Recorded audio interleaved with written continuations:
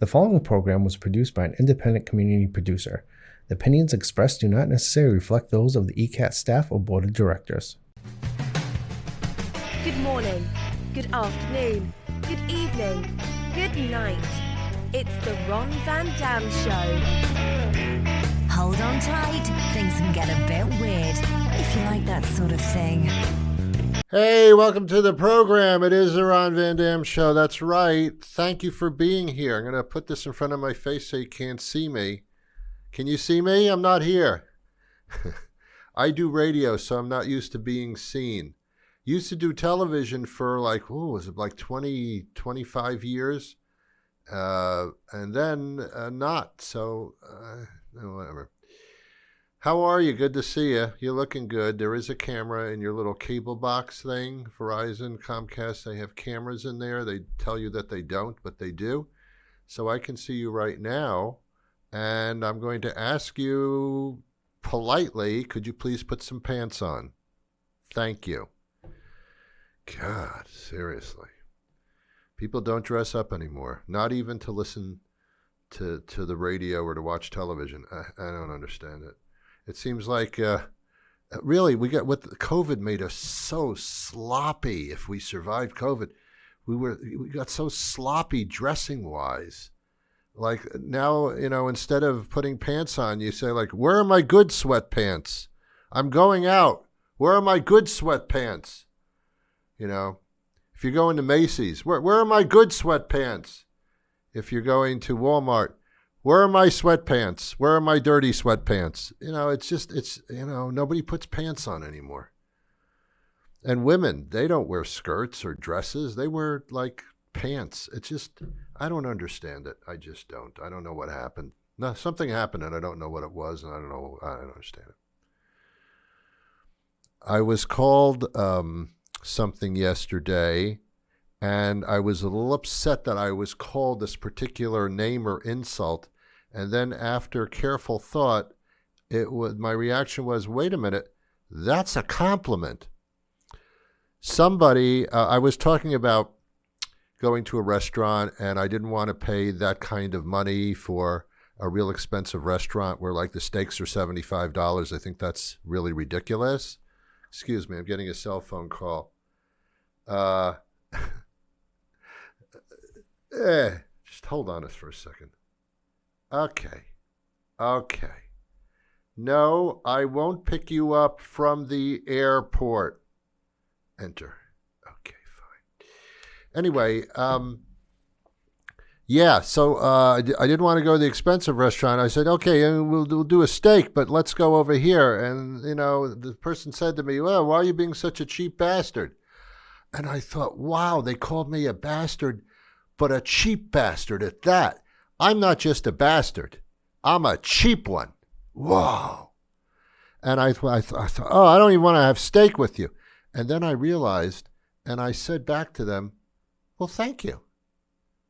And they were, they thought they were insulting me, but I took it as a compliment, and so it didn't work for them.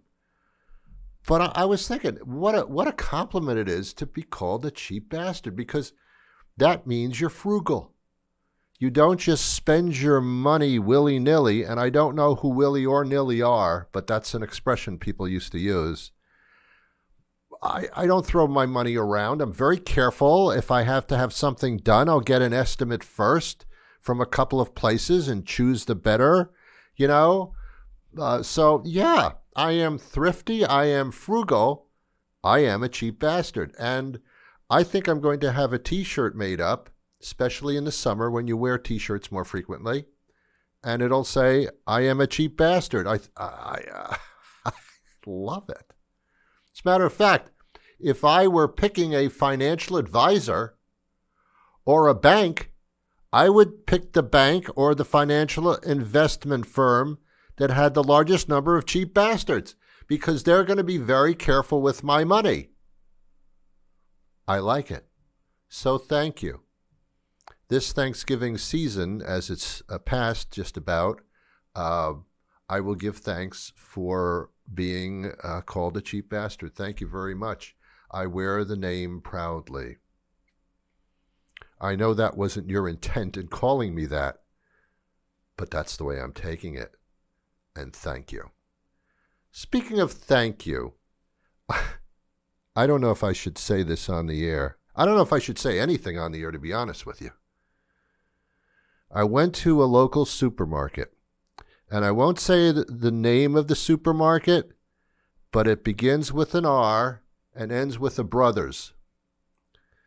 So I go into the supermarket unnamed, and I nice place. I like shopping there. It's okay. A little expensive, but it's all right. It's okay. It's all right. So I go in there and I get the items that I need and I put them in my little cart. I love the carts. I love that. I think they're fun. It's like driving, it's like pushing a cart around. It's especially when you get older. It's like, it's like a walking aid. It's like a walker that you put food in. It's not so bad. Why do I say that? Because I'm a cheap bastard.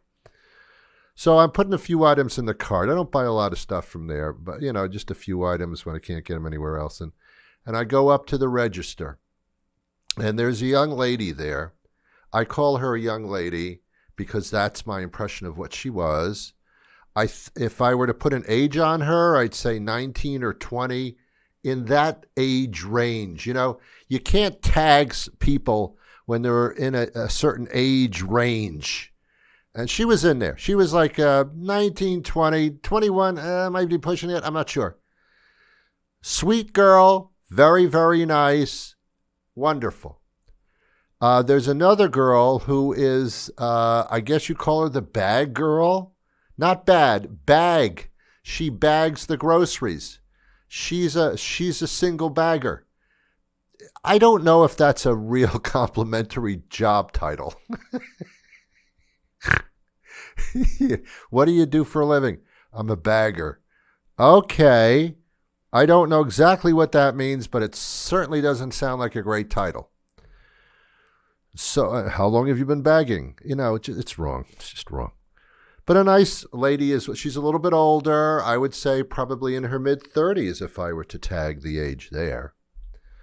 So I unload the things from my cart and I put them on the conveyor belt, the construction conveyor belt, and my items are moving along down the line. Every time I see a conveyor belt at a supermarket checkout, it reminds me of that I Love Lucy scene where Lucy and Ethel are at the candy factory, and the candies are coming out of down the conveyor belt, and the conveyor belt goes faster, and they can't pack the candies into the box that fast, and then all hell breaks loose.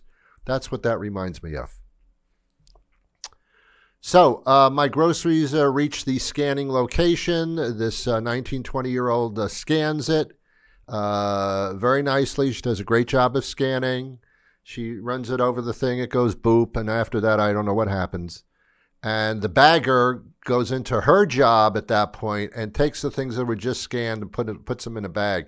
The system is not flawed in the least. It's extremely efficient. Conveyor belt, scan, bag. Then we get into the part where I pay for it. I don't have to go into my pockets or anything like that, really. I just, I whip out my little credit card and I just tap it. I tap it so lightly and it goes boop again. I got another boop going on. And now I'm done. It's really nice. Some people use their phones in order to do the scan thing, and then they have to get it up on the phone, and it doesn't come up right away. And they go, hold on. And I said, just give them $10 and get out of here, will you? Yeah, I don't. And then some people use the debit thing where you have to punch in your passcode and then your last 4 digits of your social security number. Your mother's maiden name, your dog's middle name. By the time you do that, it's a half an hour, and then it doesn't work. Well, do it again. Try doing it again. Do it again. I'll try doing it again. I'll do it again. Try doing it again. It just takes so long. It's so awful. It's so awful. Or you get the older people, and I love them because I'm in that section of town now. The older people actually go into the change purse. Oh my God, don't do that. Now we're counting pennies out. No, don't. Catch up to the times. I'm not big on technology, but I ain't going into a change purse anymore. Anyway, so my items are bagged, and I look at the cashier girl, 19, 20 years old, somewhere in that age group, and I say, thank you. Now, when I was brought up, I was taught that there are certain automatic politeness routines that one should undertake in their lifetime. Please and thank you. Okay. Thank you. If someone says thank you, what's your response? What are you supposed to say? No, not cheap bastard. No, I can't hear you because I got these on. I can't hear you. If someone says thank you to you, you say, you're welcome. And we're done. We're finished. Nothing else has to happen. Somebody after that, thank you, you're welcome, somebody could say, have a good one. And I never knew what that meant. And I thought at a point in my life that have a good one was go home and have a stiff shot of alcohol. Have a good one. Have a good stiff shot of alcohol, babe. Because we all need it. But that's not what that means. Have a good one means have a good night, have a good evening. But they don't have time to say night or evening. They just say have a good one. Have a good what? Whatever. I don't care. I'm just putting it out there. Just have a good one. Can't you finish the sentence? Can't you say have a good night? You said one. Just replace the word one with night. Have a good night. Okay, that's very, very nice. They're like saying good night to you. Have a good one. Who came up with that? What the hell does that mean? So I say to the cat, getting back to the point, so I say, oh, I'm a third of the way through the show and I haven't said anything basically at all yet. So I say to the cashier, thank you. She's supposed to say, you're welcome. She doesn't say that because that's not what you say anymore, apparently. I said to her, thank you. And she said, no problem. What? Apparently you didn't hear me, young lady. I said thank you. And you say, no problem. Where was there a problem? Was there going to be a big problem? Were you expecting a problem to occur? She's basically telling me, you coming up here, having me scan the items and be the cashier is not a problem for me. No, it shouldn't be a problem. It's your job. You accepted the job. How could this be a problem? I mean, what's the opposite of oh, no problem? Is like, thank you very much. Well, this was annoying. You don't say, well, this was a big problem. You don't say that. She said, no problem. I didn't. Did I intimate that there was a problem? When I said thank you, I wasn't saying there could be a problem here. Don't say no problem. It's annoying. I don't know if you have children. I don't care. If you do, it's your problem. No problem. Tell your kids to stop saying that to me, please. Or to human beings in general, because it's just stupid. Thank you. No problem. Didn't bother me. I'm good. Yeah. You coming up here with the food and having me do the job, you thought that was a problem for me. It's been no problem. And by the way, have a good one. Talking in all these kinds of codes or something. I don't know what you're saying. I don't know how to respond to you. Thank you. No problem. Wasn't a problem for me either. Have a good one.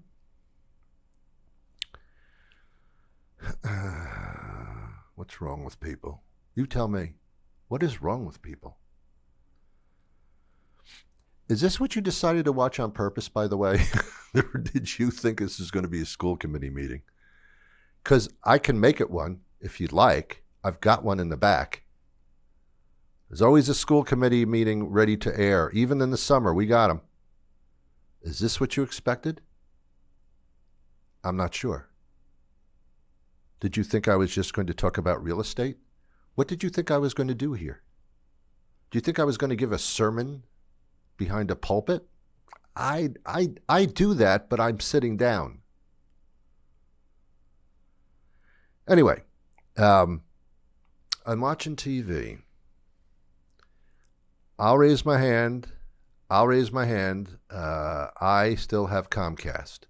I know what you're saying, Ron. Who does that anymore? Everything's streaming. I don't want to bother with 23 subscriptions to streaming services. The Comcast thing's a lot easier for me. I don't have time for that. I don't watch a lot of things stream. I don't know what that is. The only streaming I do is at 3 o'clock in the morning when I get up to pee. Beyond that, I'm not streaming much at all.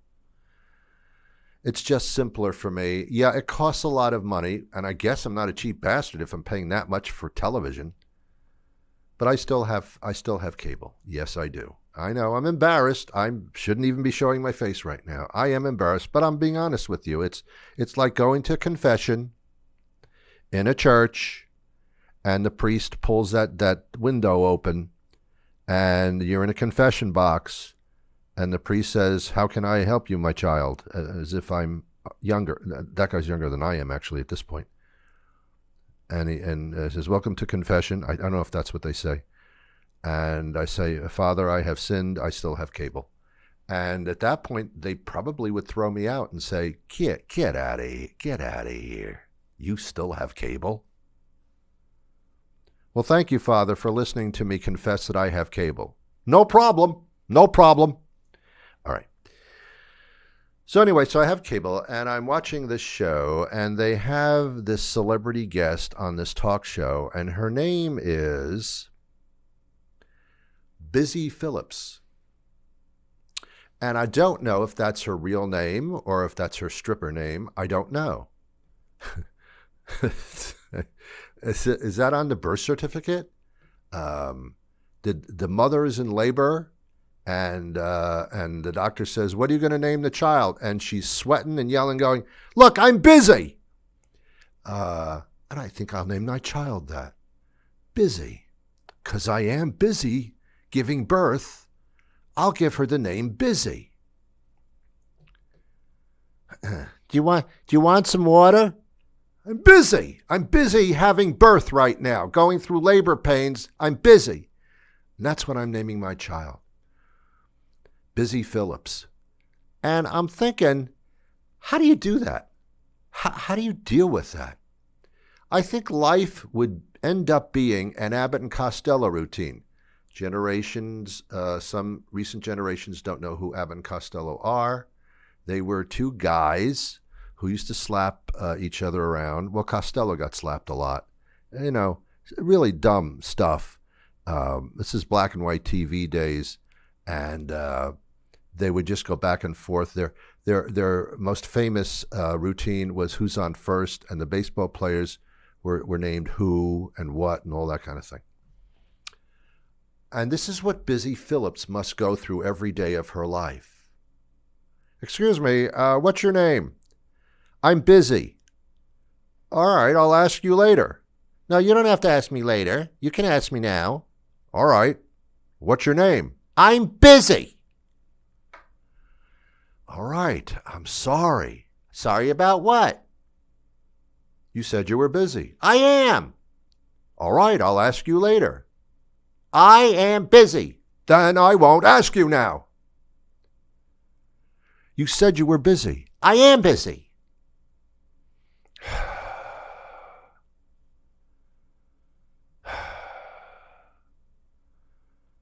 "Listen, Busy.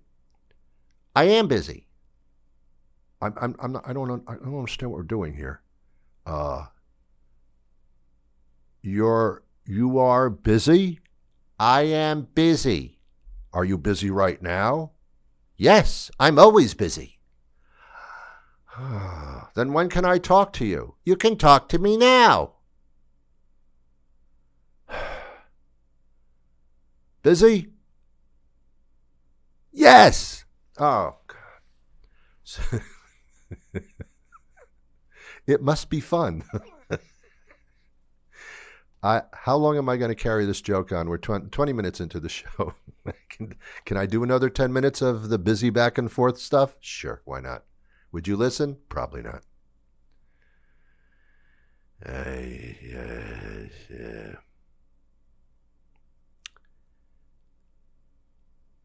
As I watch commercials on the Comcast, of which I've admitted that I have, the cable, I'm fascinated by some of the commercials. There's a whole bunch of commercials, usually for medical things, and they confuse me.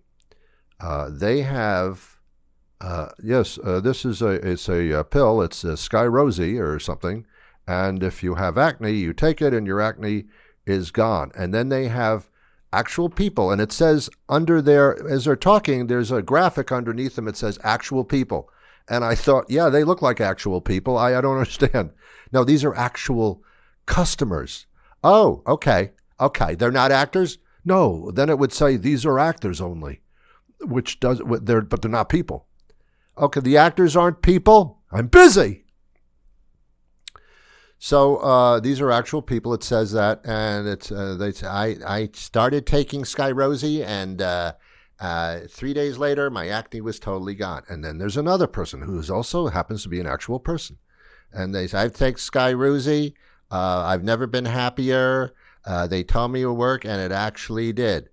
There's like 5 of these people just touting how incredibly wonderful the Sky Rosy drug is. Gets rid of their acne. I think that's what it does, if I follow correctly. And then at the end, there's a little graphic at the bottom that says, your results may vary. Then what's the point? All these people say it works for them, but for you, not so much. Don't complain if it doesn't work, because these results are variable. I mean, it can work for all of the people that we showed, but for you, not guaranteed, not so much for you. Your results may vary greatly from what we just showed you. Well, then why did you show me all that? Why didn't you show me a result that varied? Well, then nobody would buy this thing.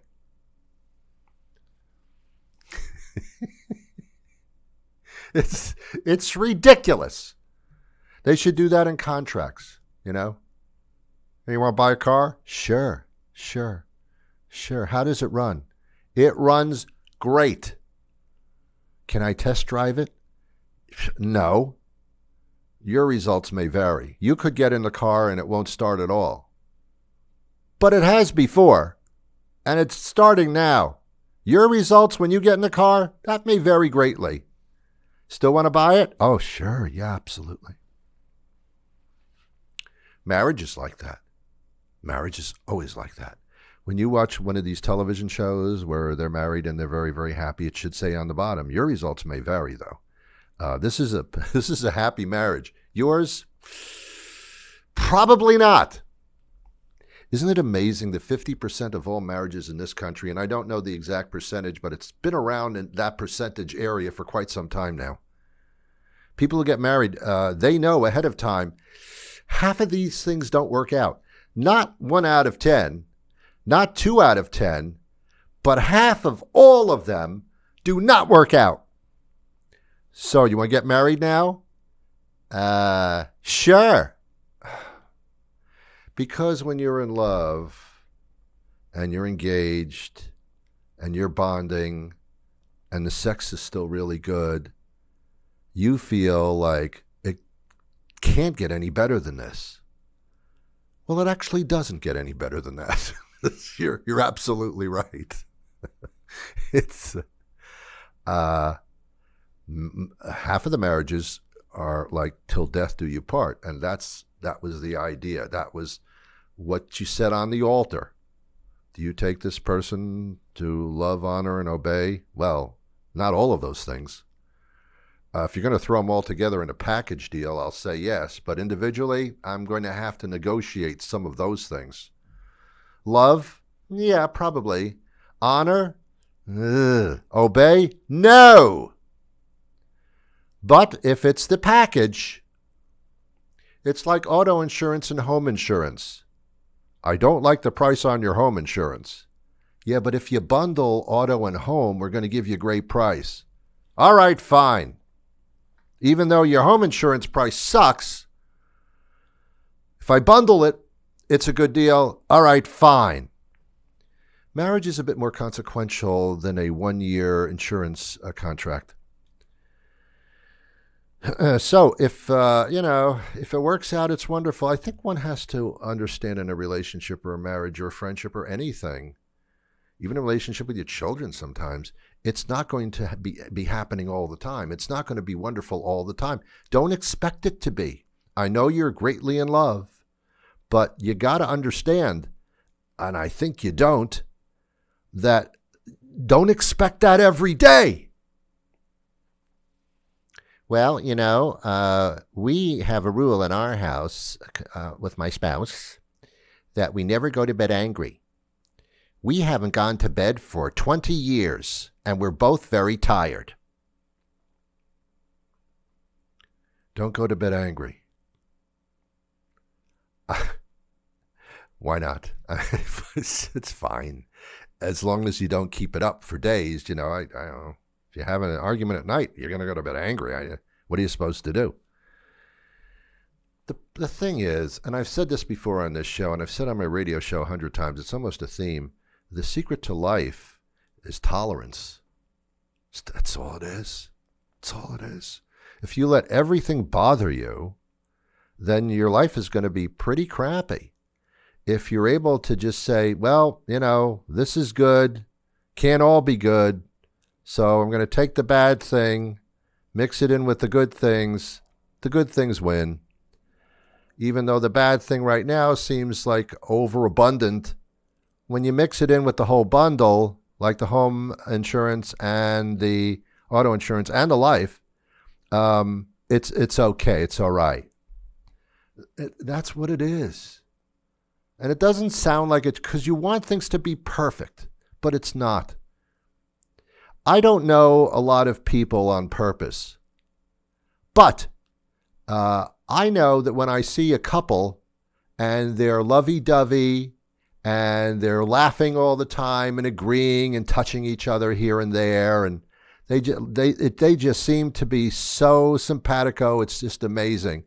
I know that when they go home and they're by themselves and there's not another couple around, when they're by themselves, they're not necessarily like that all the time. They have their problems. You're not seeing them. They don't talk about them, but they're having them. So don't expect perfection when perfection doesn't exist. Just look in the mirror and you'll see, I'm not perfect. How can I expect them to be perfect? I'm going to go for the package bundle. And that's the way you do it. When the show's over, you're probably saying, well, Ron made a lot of sense, but at the same time, the show's over, so, big deal. He entertained me for 30 minutes. 30 minutes I'll never get back in my lifetime, but at the same, it's okay, At least I know how to bundle my auto, home, and life insurance. Well, if that's what I helped you do, then wonderful. All right, I'm just about out of time. I believe there's a school committee meeting coming up rather quickly. I think some of the committee members are behind me and they're saying, hey, rush this thing out. We've got to do a committee meeting. I don't know. I really don't know how these things are scheduled. I don't know if they schedule these shows dependent on what show is on and then they make sure the next one has something to do with it. I think they're lost with this particular program. They don't know where to air this thing. Maybe 3 o'clock in the morning when people are getting up to pee, that's probably an appropriate time to air this thing. I really don't know. I don't pay attention. I have learned not to pay attention. When I paid attention, bad things were happening. When I started not to pay attention, bad things still happened, but I didn't have to know about them. And that's the way you do it. Thank you so much for being here. You're wonderful. I don't know how wonderful you could be even more, but in the same moment, thank you for being here. No problem.